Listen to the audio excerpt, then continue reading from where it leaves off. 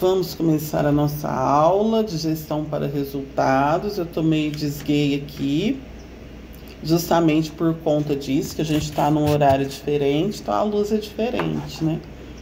Isso aí, a gente vai ter que contratar um especialista em cinema para nos auxiliar aí com essas questões, né? Todo mundo está vendo projetar, que para mim fechou aqui. Então tá bom.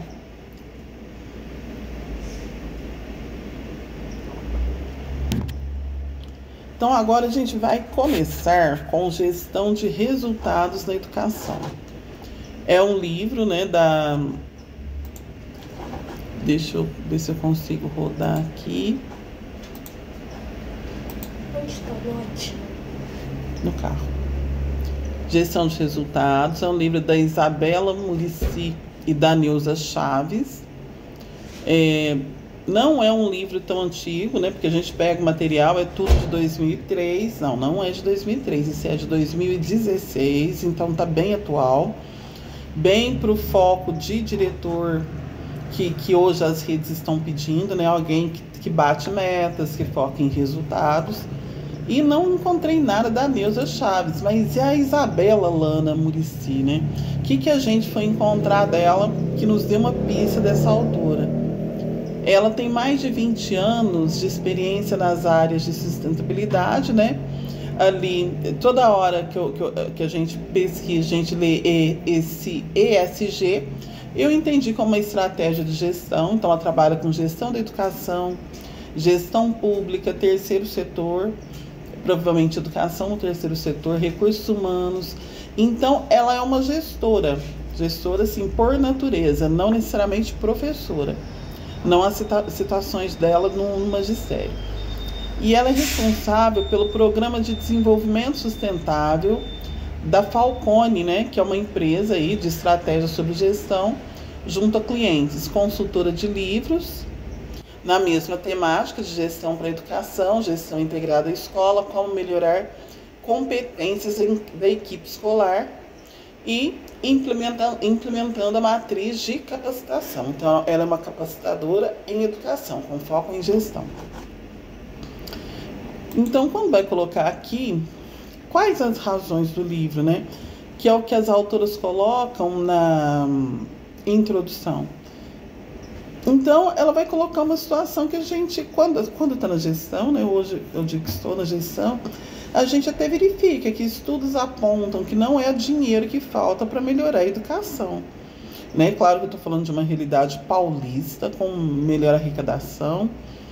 Né? Não tem nenhum luxo, mas não é o dinheiro que falta. Falta objetivo comum, uma diretriz, um esforço sistêmico, que é, quando se diz esforço sistêmico, é um esforço de rede, de uma rede toda, não só a rede de ensino, mas todo o sistema político, econômico.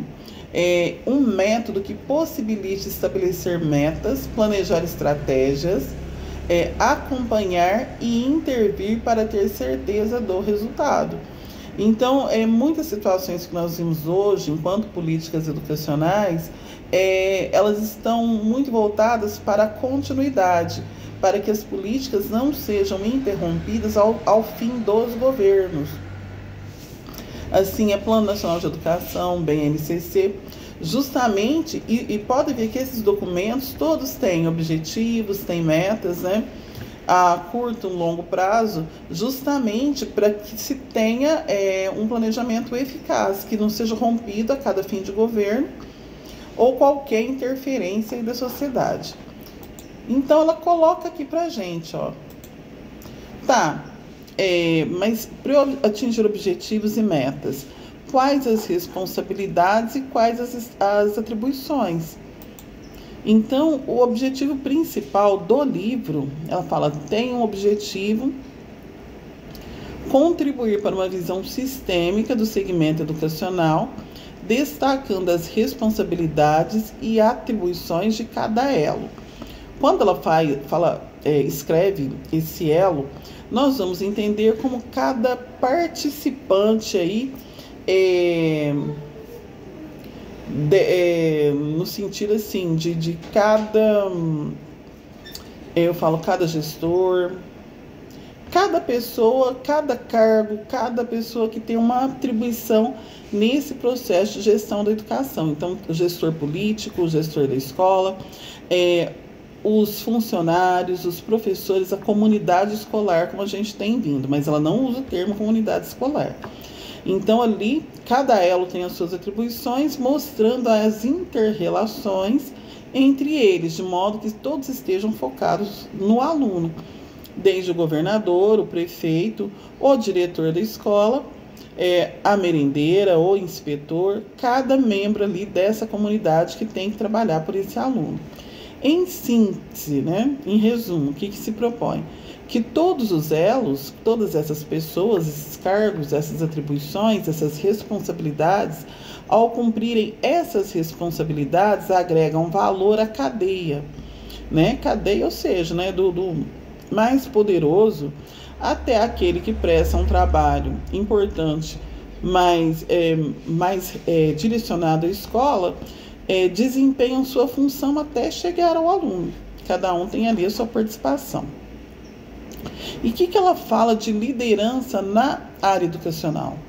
Então, ela fala que tem a função de obter resultados por meio das pessoas e com base em valores. Então, quando se educa, o próprio ato de educar já é um valor, né? De oferecer oportunidades de aprendizagem às pessoas, às crianças, a informação primeiramente. Então, podem ser considerados líderes os secretários de educação, os gestores regionais. Então, numa visão estadual, né, nós estamos no sistema municipal, o secretário de educação, que é o estadual. As lideranças regionais seriam os diretores de ensino, os dirigentes de ensino, diretores de escola, coordenadores pedagógicos e todos aqueles que têm a responsabilidade de mobilizar pessoas para produzir os resultados de uma educação de qualidade. Então, na condição de diretores, que estamos aqui assumindo compromisso, a gente tem um compromisso, né? Compromisso, repetindo a palavra, alavancar toda a coordenação pedagógica para que mobilize os professores e eles tenham estratégias de sucesso, certo? Mobilizei aqui a coordenação pedagógica, mobilizei os professores, mas para obter esse sucesso, o aluno tem ali as suas políticas de permanência. Então, eu tenho que mobilizar a merendeira, né, que a merenda é uma política de permanência. Eu tenho que mobilizar o secretário, no sentido de produzir a documentação. Todos os cuidadores, os professores, os especialistas, direcioná-los ali para o melhor atendimento, para que esse aluno só tenha como preocupação o aprender, que nada consiga tirar dele o foco dessa aprendizagem. Sempre conseguimos? Nem sempre, mas a meta, o objetivo é esse. Então, quais as dimensões da gestão organizadas no tempo? Como assim? Tudo na gestão é planejamento. Não tem como, né? Mas não é apagar fogo? Sim, o apagar fogo existe, porque nós estamos lidando com pessoas. Porém, tudo é plano. Então, existe a dimensão plurianual, ou seja, que é maior do que o ano letivo. E ela representa o direcionamento de melhoria do sistema, focando esforços e recursos no aprendizado efetivo do aluno, reduzindo o grau de incerteza, porque a partir do momento que eu planejo, coisas podem acontecer, mas eu tenho um rumo, né? E ampliando as chances de alcançar a visão de futuro desejada para 5 anos. Então, esse planejamento plurianual é o tempo do projeto político-pedagógico, é o tempo do plano de gestão, ou seja, quando se projeta para além deste ano, deste momento. E as estratégias, elas são definidas em 3 famílias. Por que eu deixei os 3 famílias? Porque nós estamos tratando de concurso público. E o termo família, nesse caso aqui, pode identificar o estilo de trabalho da Isabela Murici e da Neuza Chaves. Que famílias elas estão falando? Ações, objetivos e a dimensão do projeto político-pedagógico e do plano de gestão. né? Então, as famílias são essas, são as categorias, né? As políticas, as ações e os objetivos.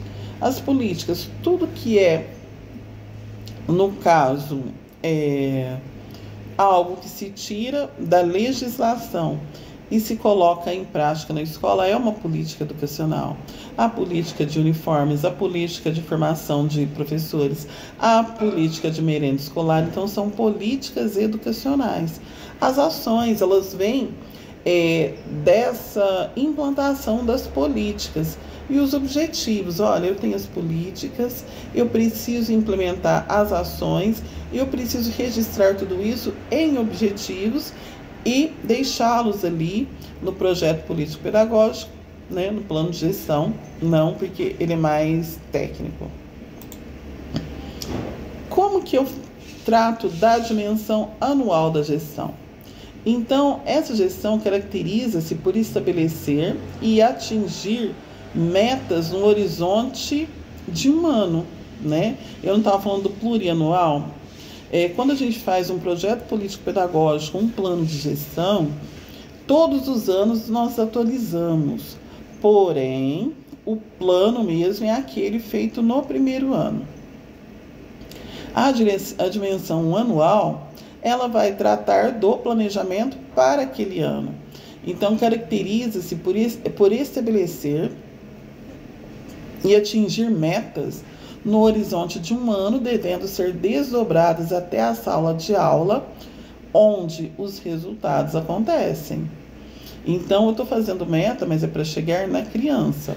Então, às vezes, não é especificamente na sala de aula. Por exemplo, construir um jardim, conquistar um parque, pintar a quadra, não estão dentro da sala, mas estão em espaços onde o aluno realiza suas atividades. Se orientado por professores, são considerados salas de aula. E essas metas poderão ser alcançadas por meio de ações de melhoria, né? Então, aí está a gestão das melhorias ou de inovações nos processos, né? Seria a gestão da inovação. Então, a gente nem cita qual inovação, porque justamente isso, é uma novidade ali naquele ambiente escolar. A dimensão diária da gestão, né? Não existe isso de eu chegar na escola sem nada, sem nenhum plano. Eu tenho que ter um plano sempre, tanto a gestão quanto o professor. Mas a dimensão diária é o campo onde todas as atividades acontecem. É a sala de aula, né? Onde tudo que se planeja se realiza. Claro que se há um plano de alimentação saudável, também vai se dar na cozinha, no refeitório. Se há um recreio dirigido, vai ser no pátio, um ambiente onde se realiza essa ação. Mas é onde está o aluno. Quando eu falo de planejamento, eu falo plano de gestão, planejamento financeiro, objetivos, metas, a organização dos vários ambientes da escola. Mas a dimensão diária é a dimensão de onde está o aluno. Então, todos os esforços podem ser direcionados para a aprendizagem do aluno. Uma vez melhorados os resultados, é preciso o esforço para a sua manutenção.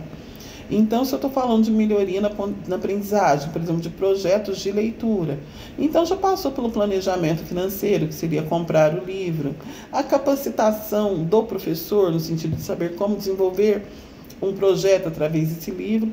Quando ele chega tá vendo? Isso na dimensão anual, aconteceu tudo isso. O planejamento financeiro, ou a formação continuada, a aquisição do livro mediante o valor aí que foi planejado e conseguido. Quando ele chega para um aluno, é a dimensão diária da gestão. E aqui, deixa eu voltar, gestão de resultados, deixa eu achar aqui o que está sendo projetado. Não sei qual que está indo para vocês aí, porque aqui eu tenho 3.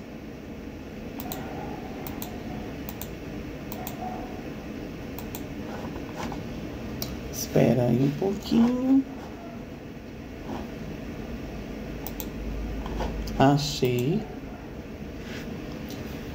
Então, aqui nós estamos falando da formulação estratégica para a escola. é a formulação política, né, como nós já falamos, que é o conjunto de regras ou normas que orientam a escola. Então, é política, ela está no regimento escolar, que parte de uma LDB, que parte de uma Constituição. Então, as definições do marco operativo, ou seja, daquele marco que vai, operativo vem do fazer, das ações, né? Podem definir políticas como a política de avaliação. Uma política de avaliação, por exemplo, de avaliações externas, ela vai definir até objetivos, metas, gastos que o poder público terá com aquela escola. As ações indicam projetos estratégicos que a escola deve implementar e os objetivos são os grandes desafios, porque são norteadores das metas anuais da escola. Um exemplo disso é melhorar o IDEB. Aí nós vamos entrar no PDCA, né? E a tradução do PDCA, ela vem em inglês, ela não é correspondente. O PDCA é um método para atingir as metas, né? Então, o P, planejamento, o D, execução. Putz, mas como que eu dei execução? Porque do inglês ele vem do, né? Daquele verbo ali que é o do. O C é verificação, porque do inglês ele vem do check. E o A são ações corretivas e padronização. Então, é toda uma metodologia para se fazer o planejamento para se conseguir os resultados. Como que seria aqui esse planejamento? Vamos ver aqui. Então, esse planejamento contempla a busca do conhecimento necessário à solução de determinado problema para que a meta seja alcançada. Então, essa etapa é composta pelas subetapas. Quais subetapas? Identificação do problema. Então, quando eu falei do IDEB, qual seria o problema a ser resolvido? Os baixos índices, né, de proficiência na prova Brasil. Né? Não se fala mais prova Brasil, mas para vocês entenderem. Então, seria a identificação do problema. Ali, a definição da meta. Qual seria a definição da meta?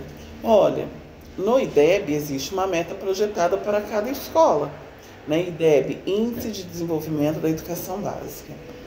Então, quando eu identifico o problema como baixo índice no IDEB, né, o IDEB já é um índice, né, como baixo resultado no IDEB, o meu problema é esse, a minha meta é alcançar a meta proposta pelo SAEB. Ou seja, a minha escola estava abaixo da meta, a meta agora é alcançar o que foi planejado por órgãos especializados. Análise do fenômeno, esse é o problema. Né? Identificação das causas do problema. Olha, ainda tinham muitos alunos que tinham sido alfabetizados no contexto de pandemia, houve muita falta de professores. Então, análise do processo, ou seja, identificação do que aconteceu para que houvesse os baixos resultados. Até que, partindo daí, né, no caso, se teria o planejamento e uma proposta de ação para que se consiga atingir esse resultado. Deixa eu ver quem quer participar aqui. A Nádia. Então, vamos voltar aqui. Pontos essenciais de definição de metas. Então, nós já falamos aqui. Como que eu chego na meta? Como que eu percebo que deve ser feito? Espera aí que eu não estou conseguindo subir aqui no meu computador. E vamos para os pontos essenciais dessa definição. Já estou vendo só as imagens aqui. Deixa eu ver o que travou.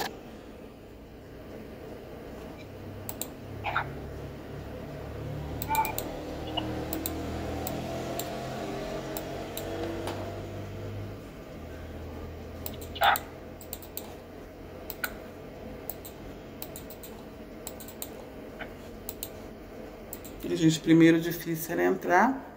Agora o difícil é subir a meta aqui, literalmente, né?